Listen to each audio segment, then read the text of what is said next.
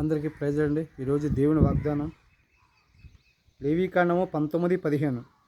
బీదవాడిని పక్షపాతం చేయకూడదు, గొప్పవాడిని అభిమానం చూపకూడదు. ప్రియ దేవుని బిడ్డరా, మనకున్న శక్తి సామర్థ్యాలను బట్టి ఎంతోమంది కొంచెం డబ్బున్న వారికి ఒక విధంగా, లేని వారికి ఒక విధంగా చూస్తూ ఉంటారు.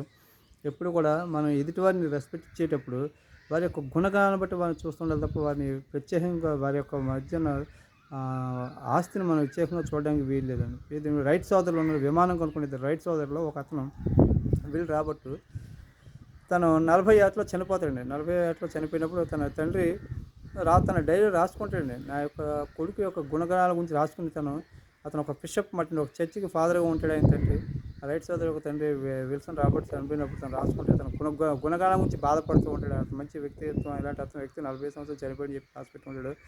దేని బట్టి పరిశుద్ధాత్మను మనకు తెలియవలసింది ఏంటంటే, మనం ఎదుటివారికి ఏ విధంగా రెస్పెక్ట్ ఇస్తున్నాం, ధనవంతుడిగా రెస్పెక్ట్ ఇస్తున్నాం అని చెప్పి మనం అనుకోకుండా, భేదవాడైనా సరే వారికి రెస్పెక్ట్, వాళ్ళు ఏ విధంగా రెస్పెక్ట్, వారి యొక్క గుణగణాలు, వాళ్ళ యొక్క లక్షణాలు ఎలా ఉన్నాయని చూడాలి. చూసి వారిని మనం గౌరవించి సత్ప్రవర్తన కలిగి ప్రతి ఒక్కరితో మనం ఉండాలని చెప్పి పరిశుద్ధాత్ముడు డబ్బు ఉన్న వారికి ఒకలాగా, పేద ప్రజలకు ఒకలాగా ఈ టైప్ తీర్మానం ఉండకూడదని పరిశుద్ధాత్ముడు ఉదయకాలం మనకు బోధిస్తున్నాడు. ఏ ఒక్కరి విషయంలో నిర్లక్ష్యం ఉండకూడదని చెప్పి నేను అందరికీ తెలియజేస్తున్నాను. అందరికీ ప్రజలని